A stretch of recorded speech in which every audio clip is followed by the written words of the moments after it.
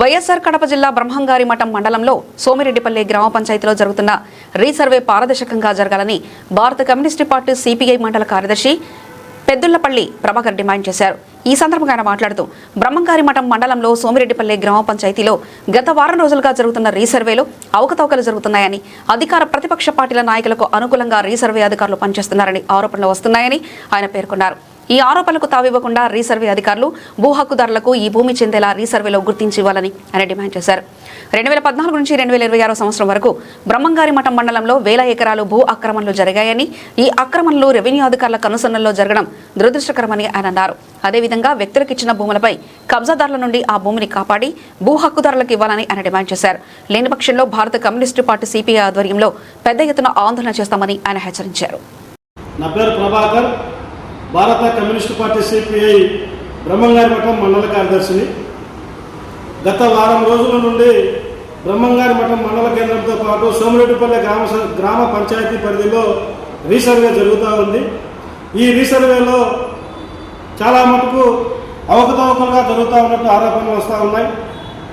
బ్రహ్మంగారి మఠం మండలంలో 1995 తర్వాత 2007 అసైన్మెంట్ ఎప్పుడైతే స్టాప్ అయిందో 2014 నుంచి 2026 వరకు భూ కబ్జాలు క్రమేణా జరుగుతూ ఉన్నాయి.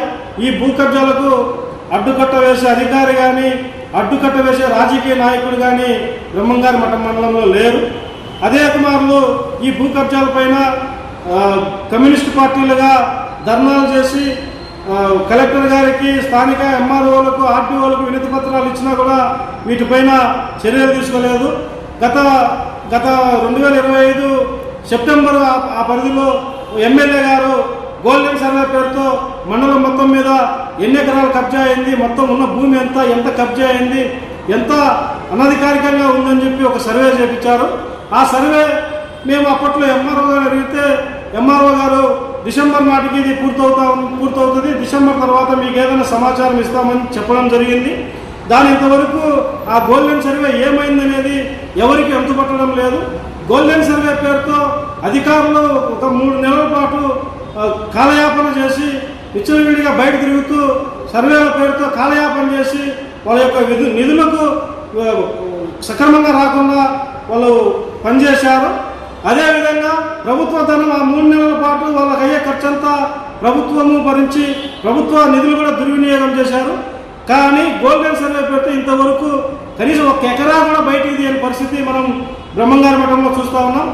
గోల్డెన్ సర్వే పేరుతో ఏదైతే సర్వే చేసి ఏ సర్వే నెంబర్ ఖాళీ ఉంది, ఏ సర్వే నెంబర్లో ఎంత ప్రభుత్వ భూమి ఉంది, ఏ సర్వే నెంబరు ప్రజలకు అనుకూలంగా ఉందని చెప్పి సర్వే చేయించి అదంతా కూడా భూ కబ్జాదారులకు ఒక పెద్ద అవకాశంగా ఈరోజు దాన్ని మలచడంతో భూ కబ్జాదారులు యథేచ్ఛగా గోల్డెన్ సర్వే పేరుతో అధికంగా ఇంకా ఎక్కువ శాతం భూమి కబ్జా అయిందని చెప్పి మేము తెలియజేస్తా ఉన్నాం.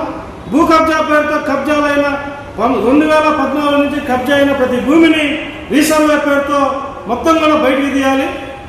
చీటిపాయలో 100 ఎకరాలు ఈరోజు కబ్జా అయినా కూడా ఎవరు పట్టించుకోవడం లేదు. అక్కడ కబ్జా అయిన భూమిని అర్హులకు ఇవ్వాలి, లేదంటే ప్రభుత్వం స్వాధీనం చేసుకోవాలి.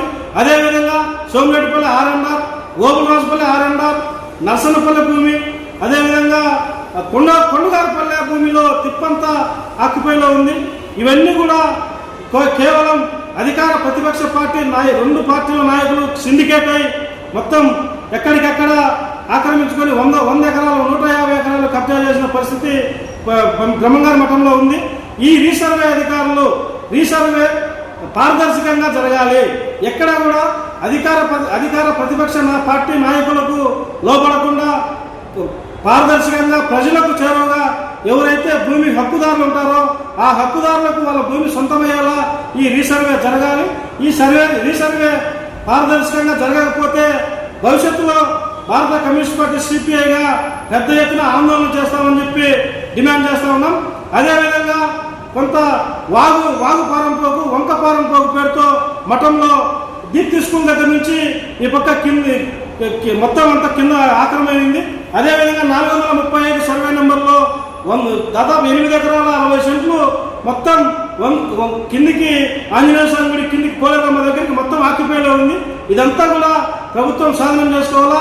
ఏదైనా అక్రమ నిర్మాణాలు ఉన్నా కూడా వాటిని పగలగొట్టి ప్రభుత్వం వినియోగించుకోవాలని చెప్పి డిమాండ్ చేస్తా ఉన్నాం.